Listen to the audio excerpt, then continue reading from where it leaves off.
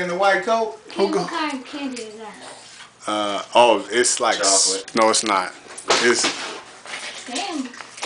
Coco. Go lay down. Is it good? No, it's for your stomach. Are you smiling at me? Oh, It's no. for your stomach. All right. She drooling on you. Baby girl. I'm recording too. Recording what? Right now?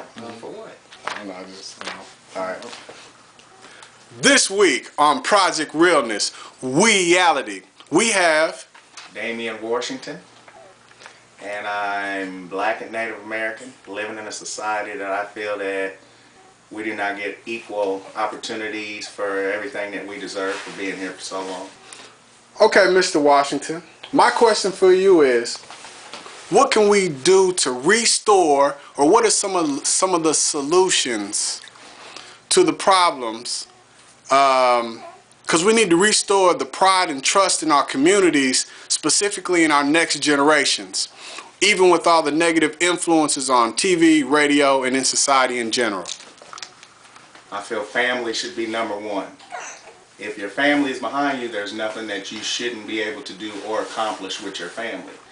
And with that family, you're passing knowledge on through generation, building your family and their knowledge stronger. I think that would be the best positive way to help in our community. And knowledge. We're lacking knowledge for growth. They're hiding our knowledge from us, in which we need in order to grow. And 90% of the people don't know that, and they need to know that.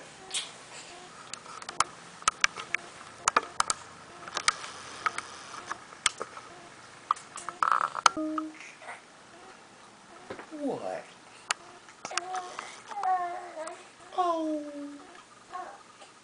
Oh. Oh. You ain't gonna say it for me? I tried that now. Oh. Say oh. Yeah. Say oh. Say oh. Oh.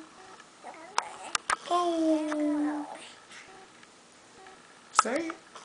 Say it. Say oh.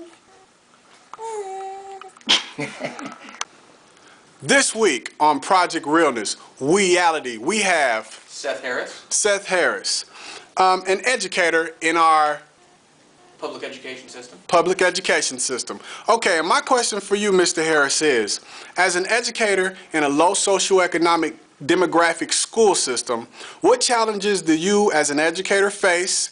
What challenges do you believe our students face?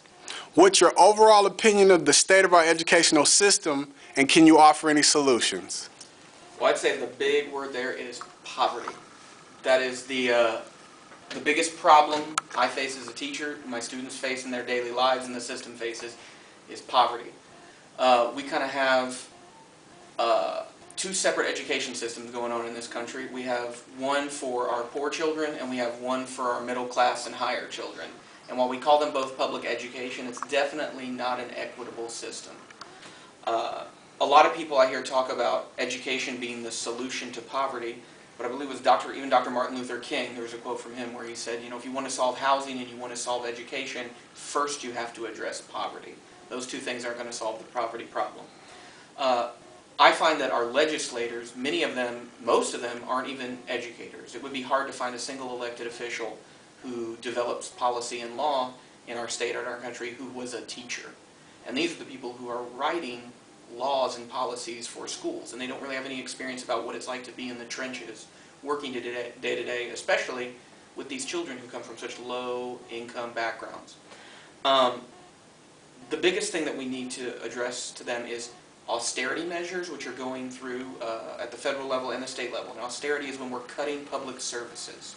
We're taking things like food stamps, unemployment checks, and we're reducing the number of people that can receive those and the amount of money that's going out to them. Well, that's going to directly affect the parents of the children I teach.